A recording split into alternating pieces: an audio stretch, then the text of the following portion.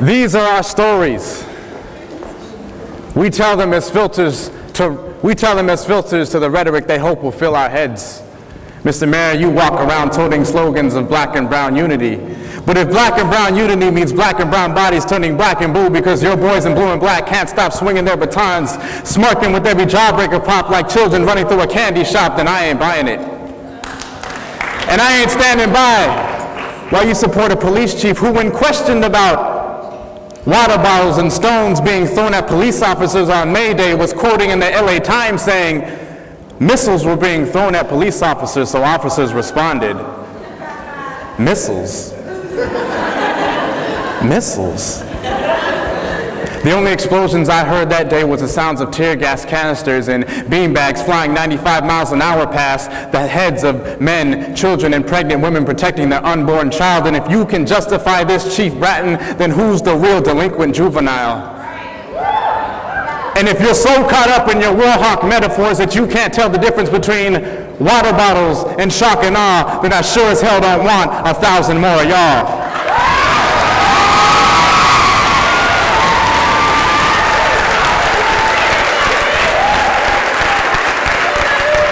These are our stories. In the wake of articulated transit, we articulate statistical insanity.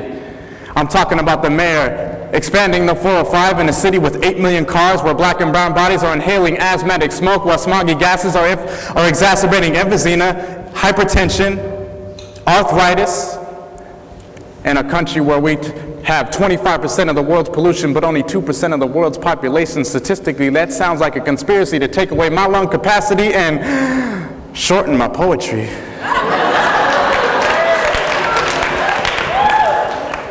These are our stories.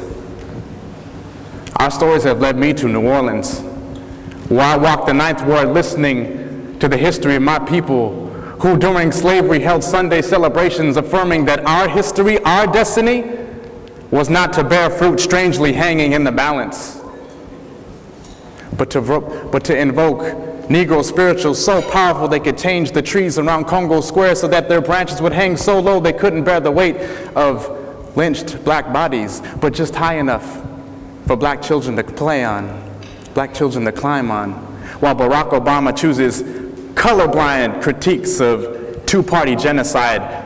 250,000 historically oppressed black people is not a question of race. Our history knows the difference between Hillary Clinton and Bush and Cheney. But we know that a Democratic Party that accepts imperialist scripts painting terrorism in Iraq and Iran and in the black and brown bodies that chilling on the block are not for us. We see right through the hypothetical jargon of Barack Obama, who, talking about black laziness, says, quote, if Cousin Pookie would only get up off his couch and vote, we might have a better politic. I spent hours scrubbing toxic mold off of Cousin Pookie's family photo album buried beneath the contaminated soil of the Ninth Ward. And the tears that I shed helped me see clearly into those pages because I carry the memory. I carry the memory of me and Cousin Pookie walking through Caracas, Venezuela, where little children ran, their eyes so full of the passion of socialist revolution, looked into my soul and taught me the meaning of mi patria. I carry the memory of Hugo Chavez citing Malcolm X as a historical revolutionary. While Venezuela offered 1 million barrels of oil, $7 million, electrical generators, mobile hospitals, alongside 1,500 doctors from Cuba, George Bush denied that aid.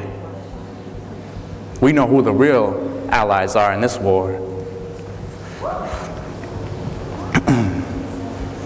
And as for Cousin Pookie's marching with the BRU in South Africa, locking arms with the ANC at the National Conference, at the World Conference on Sustainable Development.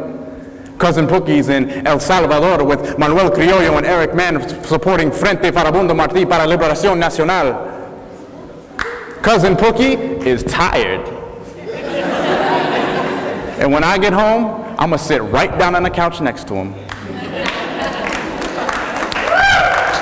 Just long enough to breathe, and then bring it back to LA streets where a 250% increase in working class bus fares is being justified as simple economics.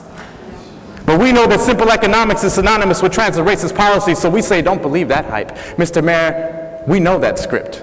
And no matter how you try to flip it, you are still in it.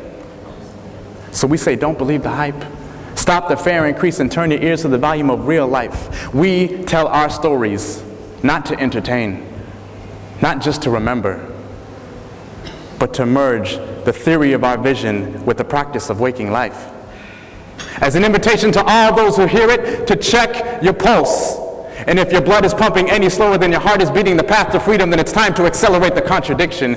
Because every bus we enter is another border crossed. Every center aisle walked is a middle passage survived. We do so to take the risk to sit next to the next Harriet Tubman or Barbara Lott Holland.